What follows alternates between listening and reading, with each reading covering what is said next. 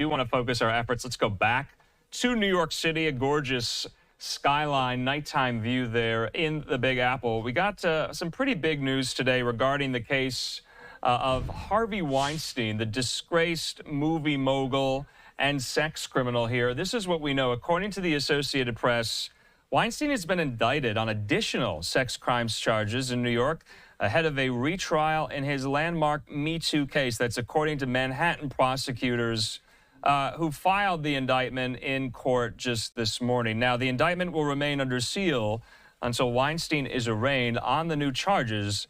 That could happen as early as September the 18th. Now, the assistant district attorney, her name Nicole Blumberg, disclosed in court that the indictment charges Weinstein with additional crimes and that multiple accusers are prepared to testify against him.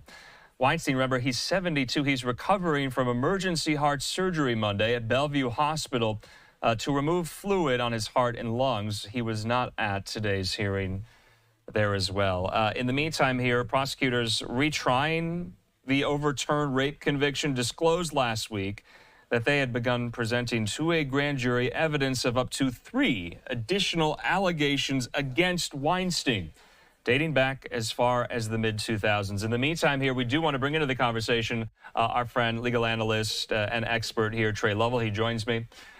Trey, good to see you here. You've been following the Weinstein case for a long time as well. How are they going to do this? Harvey Weinstein just had open heart emergency surgery on Sunday. How can he be in court on the 18th of September? You know, his health is a big concern. And the judges even said that.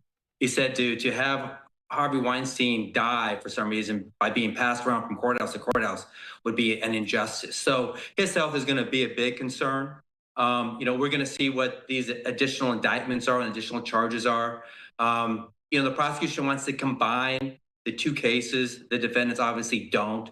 And they certainly couldn't be able to combine them and try it by November 12th, which is when the retrial is set. So, you know, there's a lot of moving parts here, but his health is a major concern.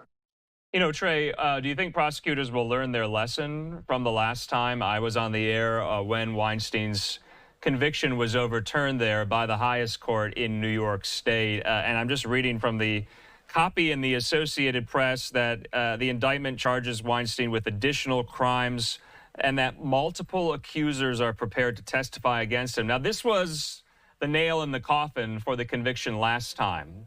Accusers testified against Weinstein that were not part of the original formal charges against him here. Have prosecutors learned that lesson, do you think? Will they not repeat that same mistake? Well, that's what's happening here. They're trying to get around it.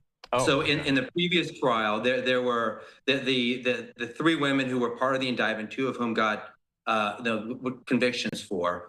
And when 3 other women who were not part of it were allowed to testify, the court said, hey, that's propensity evidence, that's unfair, you know, and you need to retry it because that should have never been introduced. So what the prosecution is doing now is they're saying, hey, we're going to add additional accusers, but now they can become part of the indictment.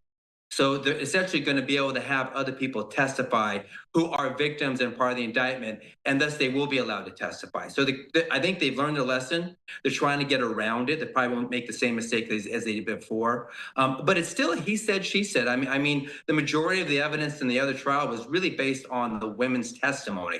There's not a whole lot of other evidence that may be different in this new indictment. Okay. You know, so there's a good chance Harvey Weinstein will actually testify. Oh, wow. I mean, Trey, when these things happen and a conviction is overturned, I mean, what is the likelihood of another conviction?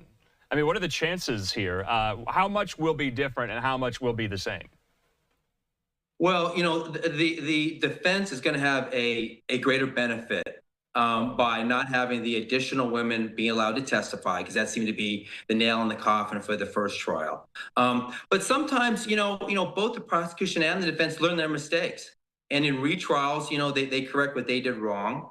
Sometimes new evidence it is admitted. Sometimes things are discovered, you know, post the first trial. And so, you know, it's not unheard of for an overturned conviction to then get another conviction. But it's going to be more challenging in this case, especially if the cases are not consolidated. And the original trial is just with the two women and no other women, and just based on their story. So if that's the case, Weinstein's defense has indicated he wants to testify. He wants to tell a story. So now they're going to get to hear the he said, she said. All right, so that's what I would imagine everyone will be looking out for, the Weinstein testimony in this. We haven't really heard from him since he was convicted, I believe, back in 2020. He's been behind bars since. He's had all these health ailments. He had that other trial in Los Angeles as well. That was, I believe, tried in absentia.